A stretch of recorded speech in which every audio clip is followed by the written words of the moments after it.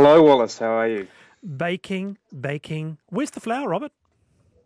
Well, the flour is going into people's houses at an unprecedented rate, Yeah. both here and in the UK. So if people have Oh, been out trying to buy flour, the reason that it's not there is that people like you are buying it in droves.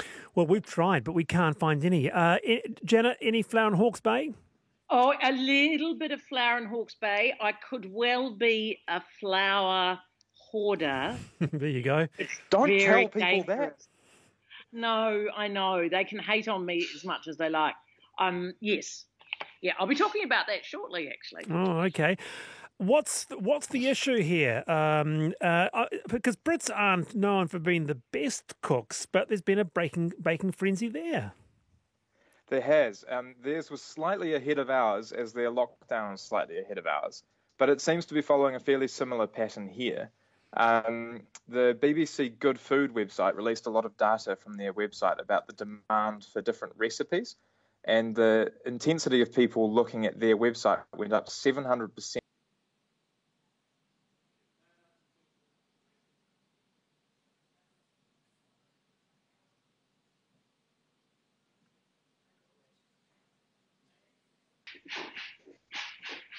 Dwayne, can you hear me? Pancakes, does that count? Pancakes, sure it does count. Anything with flour. Pancakes is about as far as it goes. Yeah, it's funny, isn't it? Yeah, bring it on. Then I'm in. It's funny, isn't it, Robert? Because baking is one of the things I wouldn't have put as something that people resort to in times of a crisis, in terms of a food stuff. I would have thought that the likes of baked beans might have gone out fast. Maybe they have, I don't know. But flour, I mean, who really does bake these days in great amounts?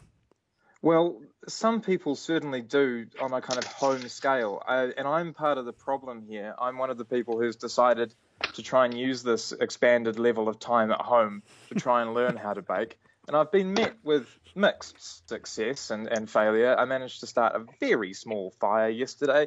It was absolutely tiny. It's not really worth mentioning.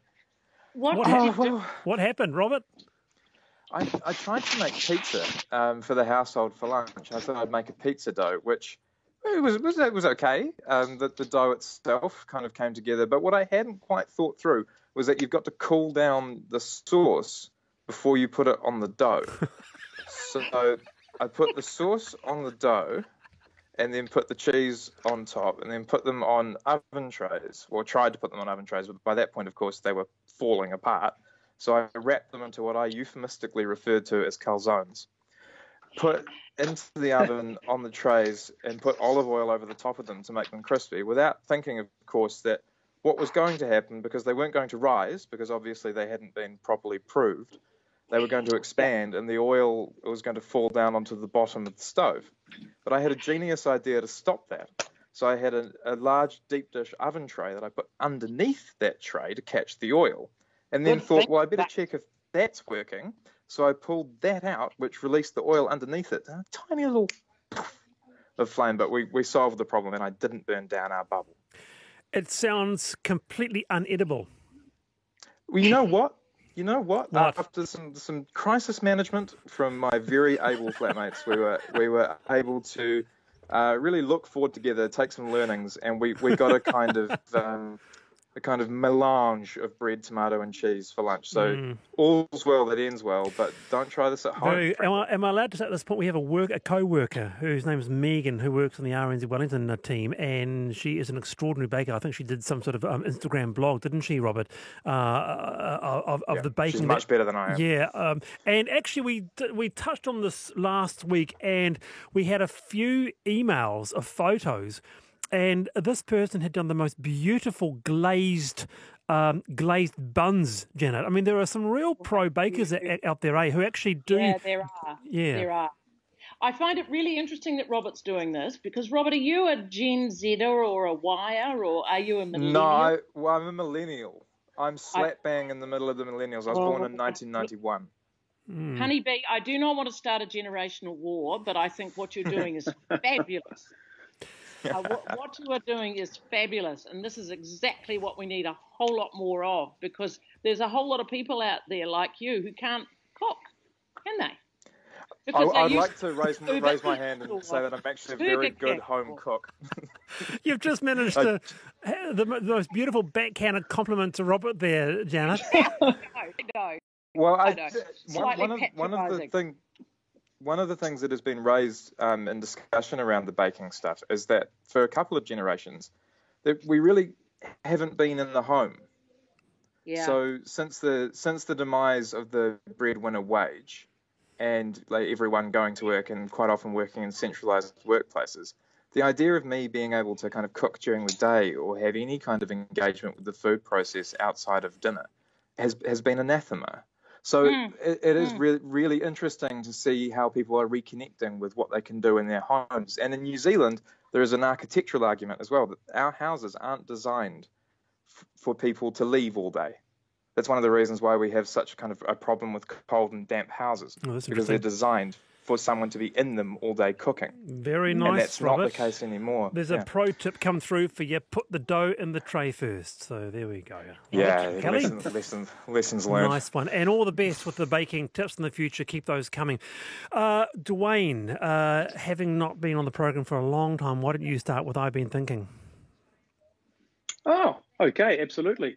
I've been thinking as I've been walking around the park about this concept I used to call invisible threads. I think healthy, thriving, woven communities need relationships between lots of people, and not just me knowing someone and knowing someone else, but those two people knowing one another.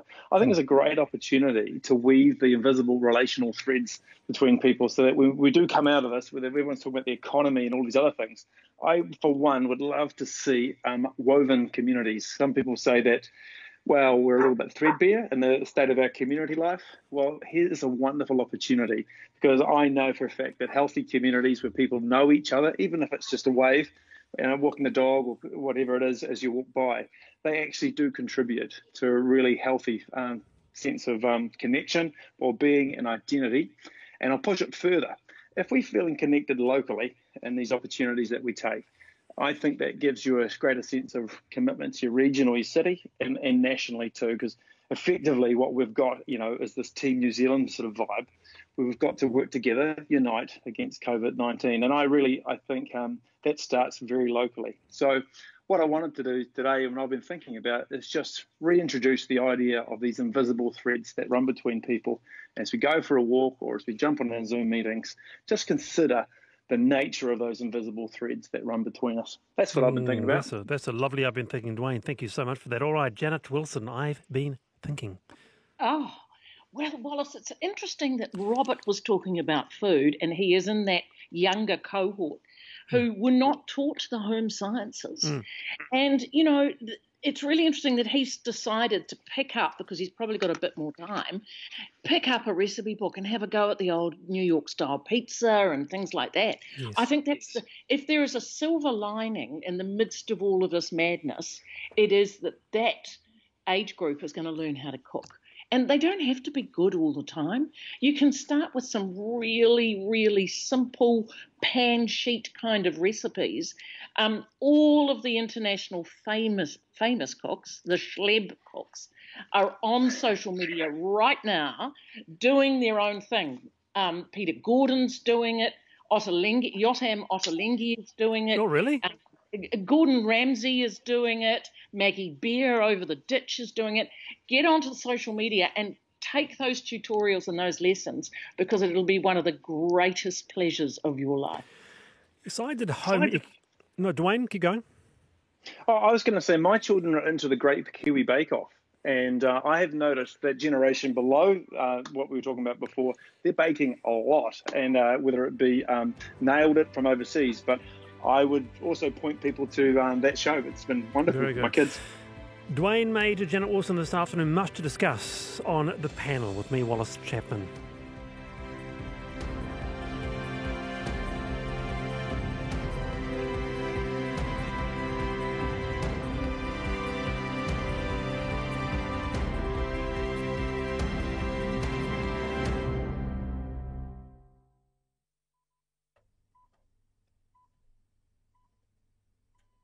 RNZ News at 4. Good afternoon, Cork.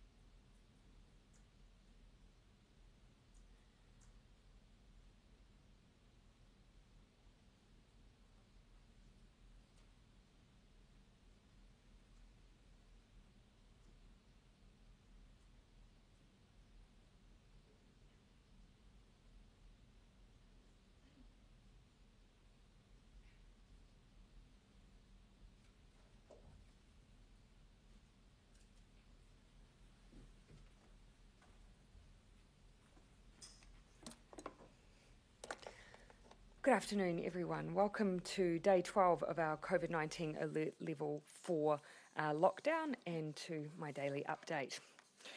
First of all, an update on our wage subsidy scheme that is helping to keep people in their jobs connected to their workplace and with an income so businesses can come through this challenging time and keep going out the other end with their workforce intact. A total of 876,000 people so far have shared in $5.3 billion, which has been paid out. This is an incredible number when it comes to money we've got out the door in just a few weeks, particularly when you consider that in a number of other countries, their wage subsidy schemes haven't yet started paying out, and nor are they scheduled to in many cases for some weeks to come. One of our strong principles in deciding on the wage subsidy scheme was that cash flow was going to be critical for businesses and for their employees, which is why we moved to a mechanism that would enable that as quickly as possible. MSD is still working hard through applications. In fact, I had a conversation with the chief executive over the weekend. They had hundreds of their workers in working long hours, processing applications to support those many employees and those many businesses. Treasury estimates that between $8 billion and $12 billion will eventually be paid out under the scheme, all in support of workers. This amount of investment requires a level of transparency, and when Minister Robertson introduced the scheme, he said that a public register will follow.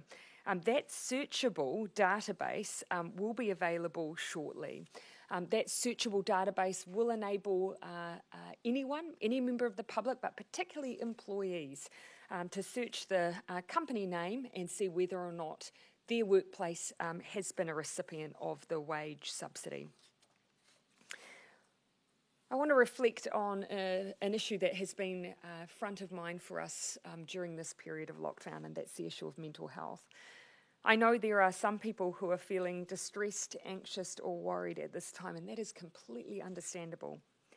In a short interview that I did with psychologist Nigel Latter last week, he made the point that none of us, no Kiwi in the country right now, would be alone in feeling like that, and that no one should be too hard on themselves at this particular point in time. That's why we will tomorrow release campaigns and resources with tips designed to help Kiwis cope with the stresses created by COVID-19, not just through lockdown, but beyond that too. These are guided by best practice health promotion and focuses on providing people with the tools they need to be able to manage their worries, look after their mental health, and connect with loved ones despite operating from their own bubbles at this time. I want to touch quickly on the issue of Level 4 and questions on the length of time that we'll be here, which understandably I've had from both you and the media and members of the public. As I've said a few times now, we have a broad set of indicators that we'll be looking to assess our movement between alert levels, but we're also looking at more detail around some of those indicators. But let me be really clear, I don't want New Zealand to be at Level 4 a minute longer than needed. But equally, there is no plan to move from Level 4 early. I just wanted to be nice and clear on that, as it was a question that was raised with me this morning. All actions we have taken to date are about minimising the amount of time we are at Level 4 in order to stamp out the virus, and our actions for the remainder of the period in Level 4 will be about doubling down to ensure the gains made in the first half aren't squandered in the second. We are determined to make sure that we stamp out COVID-19.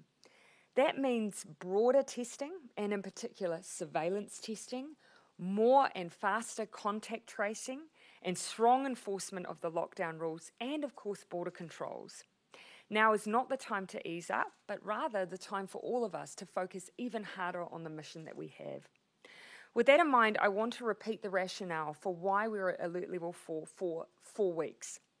First, the virus can take up to 14 days to show signs, so cases we are seeing coming through now can be people who had the virus prior to the lockdown, but were asymptomatic. Those people may have passed the virus on to close contacts prior to the lockdown. So we can expect to see these close contacts coming through now and in the next week as well. And of course, these people may have passed it on to others in their bubble or their essential workplace as well. So the lockdown ought to have stopped wider transmission, but we can expect to continue to see cases and contacts of those cases still coming through. Because of this time lag in the virus rearing its head, 4 weeks is the minimum time needed to ensure the chain of transmission from these cases is stopped. And it's the reason we were very deliberate and really clear with New Zealanders that it would be 4 weeks when we went into alert level 4, just to give everyone that level of certainty. We also need to better understand the cases of community transmission and have certainty there isn't wider presence in the community than we are aware of. This is especially true in areas with low case numbers. Absence of evidence is not evidence of absence. We need to be absolutely sure we're not missing silent outbreaks. And that is where surveillance testing is so important. You've heard the Director General talk about that and myself, and that is something the Ministry of Health is working on as we speak.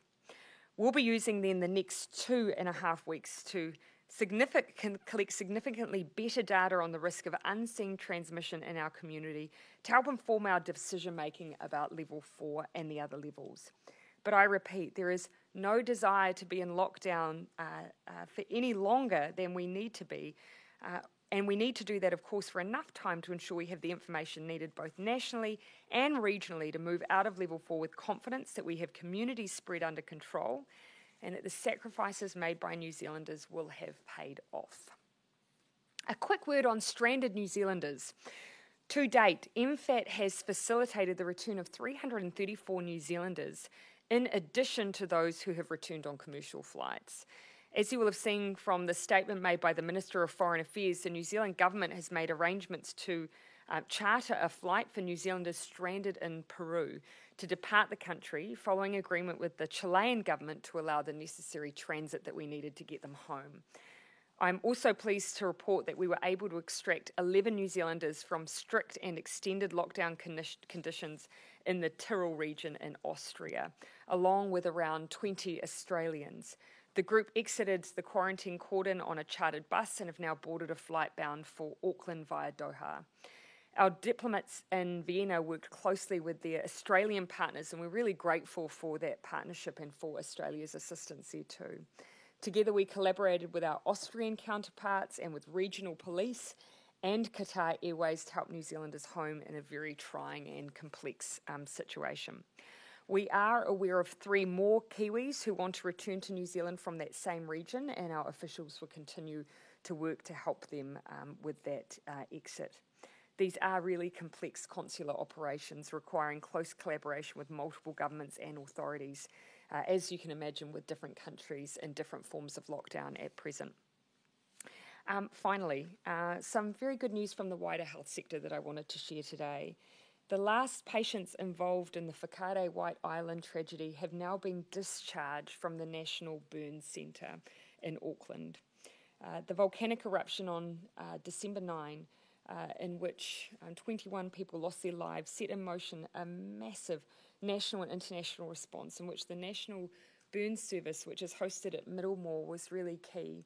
Now, whilst there are still those who were affected by Whakaare White Island eruption still in other parts of our health system, I do want to pay tribute to those at Middlemore who played such a huge role in the critical care of so many. I visited Middlemore just before Christmas and met with some of the staff, met with some of the family, and they do incredible work, very, very difficult work, and you can only imagine the circumstances under which they were working after that tragedy.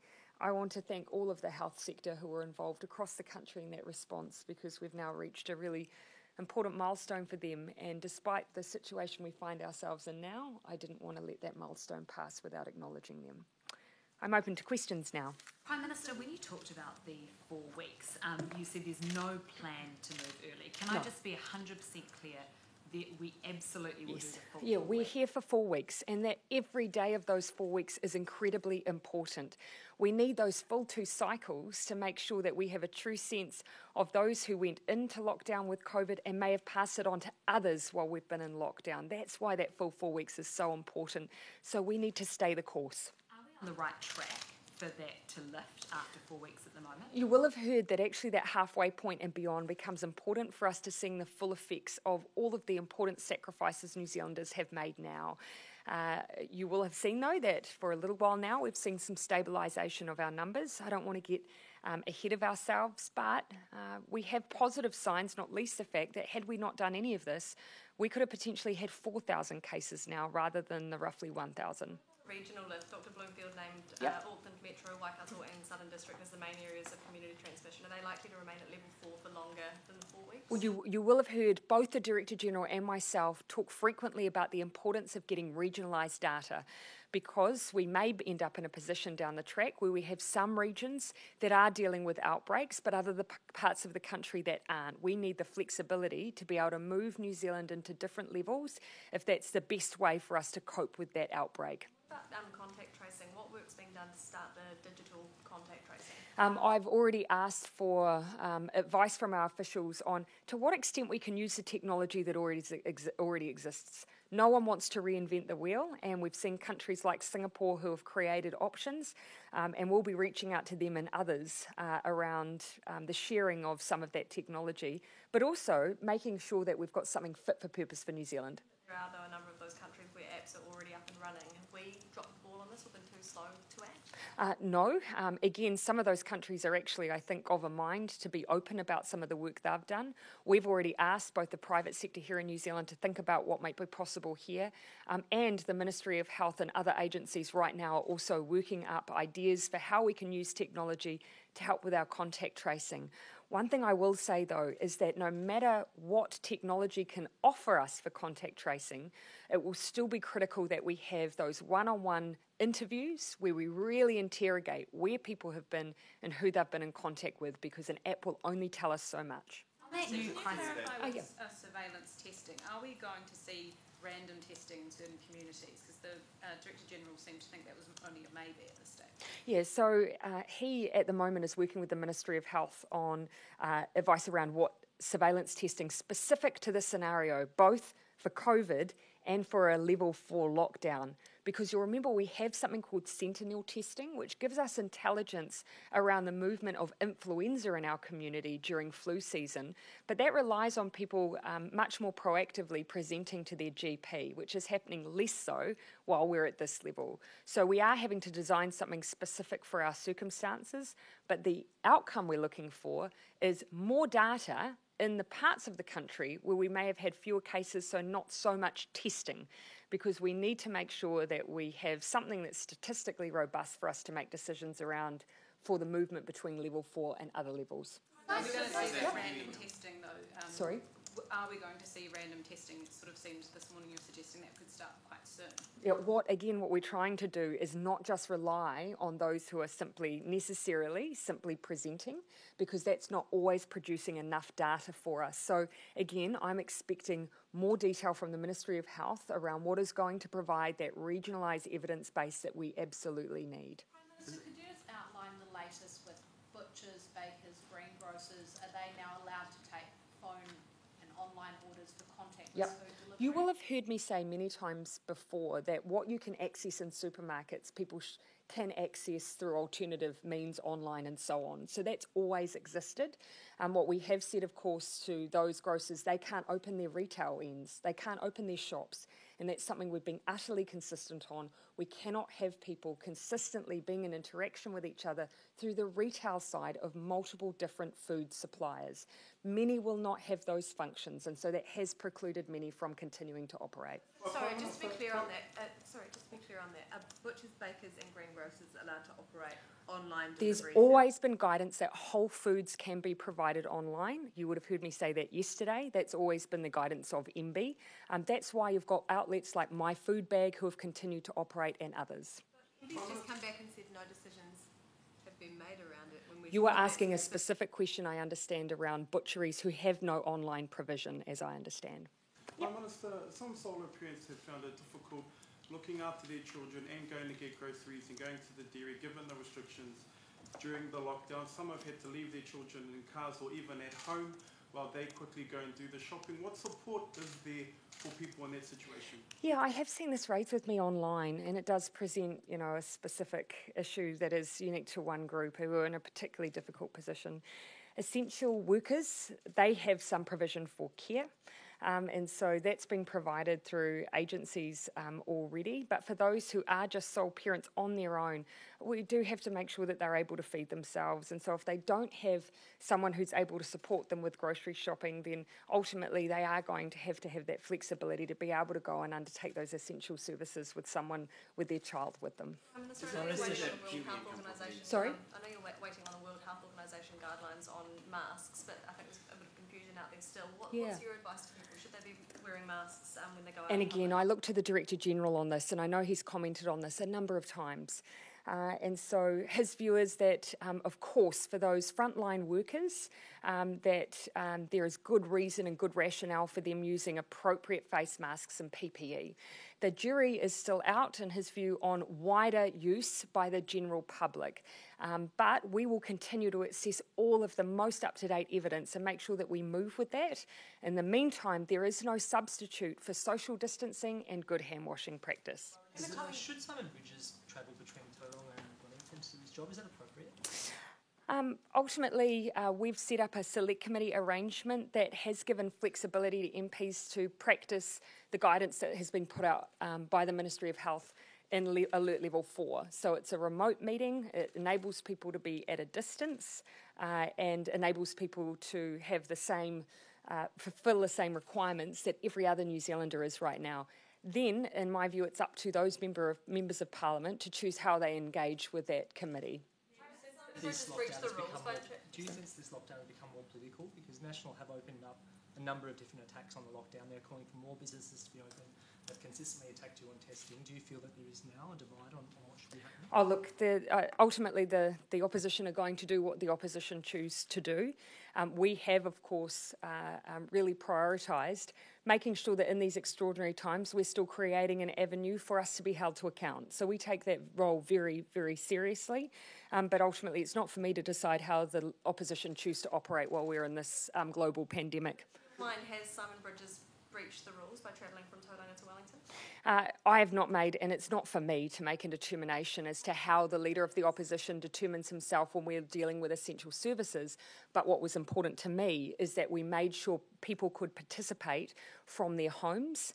I didn't want to create a situation where people were forced to be away, for instance, from their families for prolonged periods of time. So that flexibility is there. Then it is ultimately up to those MPs to make their own decisions. Leading from the top, isn't it? So when people are looking to MPs, to their behaviour as to what they should be doing, if Simon Bridges is travelling to Wellington when perhaps he doesn't need to because he can partake on a Zoom call, is that sending the wrong message? Again, all I'll say is that for me the most important thing was that we created the mechanism. It is conducted online. It means that people can do it from their home, and that's what we've asked other ministers to do. You'll only really see those who are within this region who are presenting here. But ultimately that is a decision for the Leader of the Opposition. Some business executives are taking pay cuts to help their businesses weather this storm. Are yourself and your ministers considering doing the same? I wouldn't rule that out. But what I'll say at this stage as well is that you won't find a group of individuals who are more acutely aware of the pain that exists in their community right now and the huge sacrifices of New Zealanders. And so you can imagine that that's top of our minds at the moment. So I won't rule that out. Can I please ask about enforced quarantine with Kiwis coming back into New Zealand in coming weeks? You mentioned it briefly this morning in your interviews. This is something the government is looking at planning for. Yes. Would the military be involved in that in any way? Yeah, and look, that's not something that I would, again, at this stage, be too quick to fall down on one particular solution at this stage. Because keeping in mind, as we've said, contact tracing, aggressive contact tracing, self-isolation and border controls will be our new normal for some time to come. So what we do at the borders, we're going to need to sustain for potentially a long period of time. So I want to come up with a solution that's workable, that keeps in mind the public health needs we have, the fact that we'll need to meet the needs of those who will be in that quarantine, and that will be sustainable over a long period of time. So those are all factors that we're working on as we speak. Sorry, just to clarify, are they for level 3 or may they come in before level 3? Ultimately, no, I'm expecting advice very shortly. So no, that wouldn't need to wait. Is this something you've discussed with your colleagues? As I've already said, I'm not ruling anything out, and I know my colleagues well, and I know that we are all acutely aware of the pain that our communities are feeling right now, and we feel it and we see it, and so you can imagine the kinds of discussions I've been having with colleagues. Yeah, down the back. Is the government's other business, stuff like the RNZ TVNZ merger, the light rail, the water reforms, is that frozen while we're in this level 4 kind of alert stage, or are you still accepting progress on that? Well, some of it actually is as relevant now as it's ever been, and I would particularly point to your industry. This global pandemic underscores the importance of the public having access to news, information, and particularly with the domestic context, it's not just about what people can access without a paywall globally. So this is a time where I think we're seeing the huge issue of needing information, but the fact that advertising revenue has been increasingly diluted over time. So that's an area I expect to expedite our work.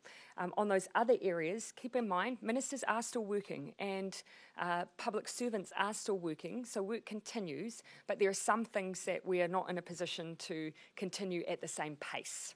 To follow up on that question before, would it just be ministers that you're looking at pay cuts, or would you support a call for all MPs to take a 20% pay cut for 12 Again, months? I haven't given any specificity on numbers or reach, but what I have told you is that I won't rule that out, because I think I know well the people that I work with.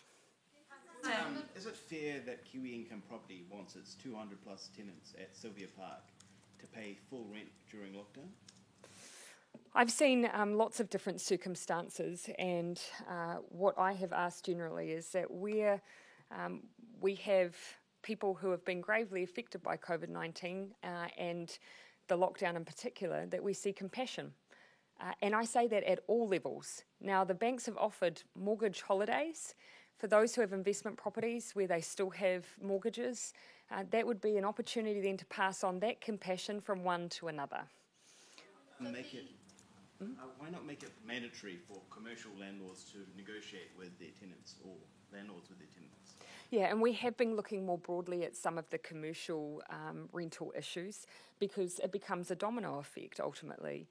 And so whilst we have continued to ask that we see the same expectations that we've set as a government around both and from banks, both in terms of mortgage holidays, but also evictions and rent arrears. Whilst we've got some control over that, in areas where we haven't, we want to see actually communities reflect the expectations we all have. That hasn't stopped us doing extra work as well, though, in that area. The Director General of Health spoke briefly earlier about potential mandatory quarantining at the border once we leave this lockdown period. Would you consider that, moving to quarantining everyone at the border once we progress into alert level 3? Oh, again, I don't want to be limited just by the movement in our alert levels. I've already asked for this work to be done. This is an area where I think you'll only continue to see it ramping up. But as I've said, we've got to make sure that what we do is able to be sustained for a long period of time and becomes a bit of our new normal.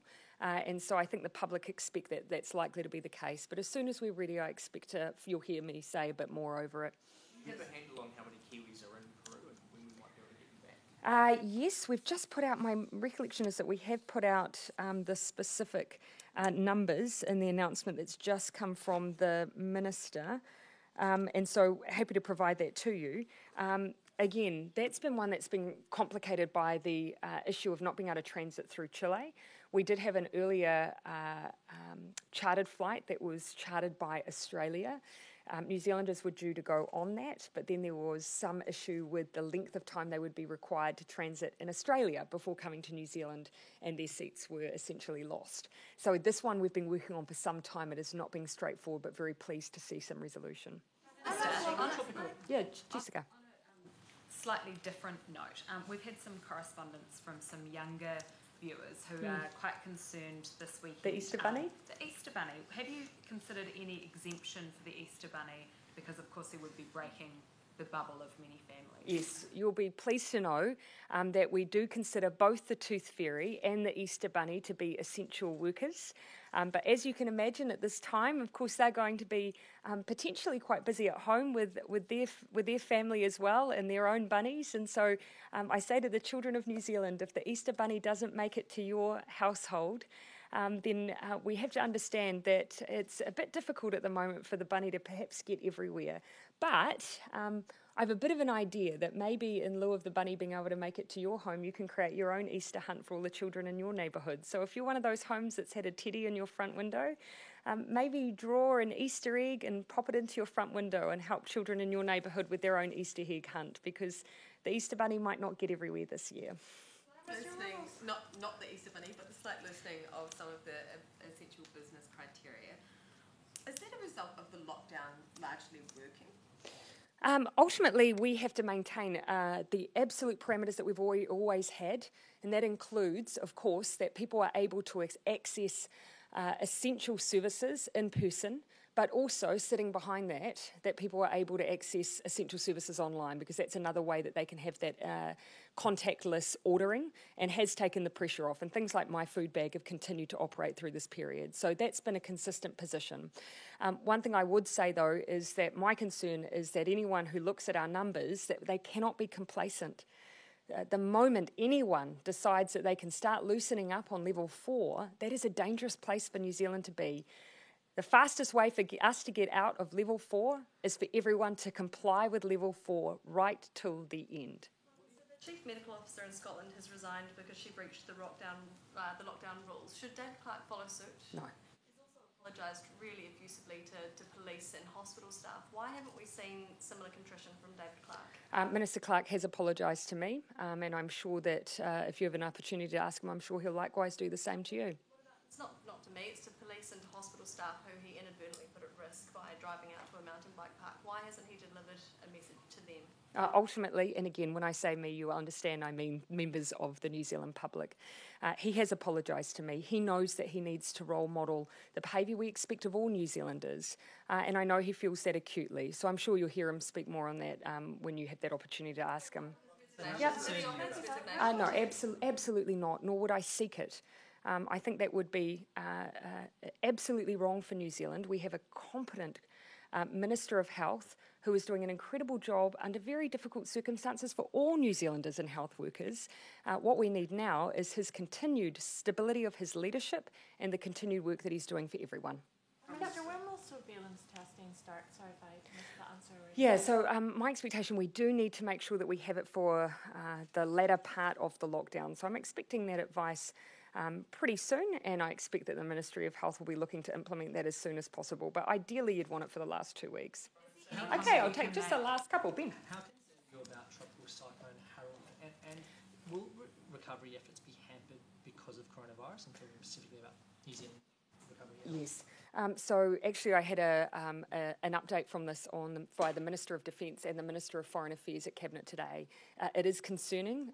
It does look like it's coming into the Pacific with considerable force. We, as you can imagine, are at the ready. The Defence Force is at the ready. As you would expect, regardless of what's going on in New Zealand, that's the role that we play. So they're prepared. We do have some foreign nationals and New Zealanders in Vanuatu. And my understanding that MFAT is already in contact with them, not only about getting them out of Vanuatu generally, but in preparation for what they may experience with the cyclone as well. Okay, last question, right in the back. What are you doing about PayWave? Fees have been taken off debit card transactions, but not credit card transactions. And the Australian government has managed to get Australian banks to raise the threshold for contactless payments from $100 to $200. That's one of the last contact payments that people have going for them. Is there any work that you're doing around taking those fees off? Well, we've seen that, given that we, of course, have the same institutions, that we've certainly saw that where there have been moves like that across the Tasman, that we've sought to have similar similar moves here. That's not one I've had raised with me yet, but I'd be happy to raise with the Minister of Finance. But particularly things like, obviously, mortgage holidays. We've really prioritised some of those really big ticket items for the purposes of New Zealanders. Dentists are saying that they have to ration PPE and some practices can't open because they don't have any. DHBs need to do a better job of getting it out to clinics. As I've always said, the supply is there. DHBs do need to make sure that frontline health workers have the PPE they need. Okay, thanks, everyone.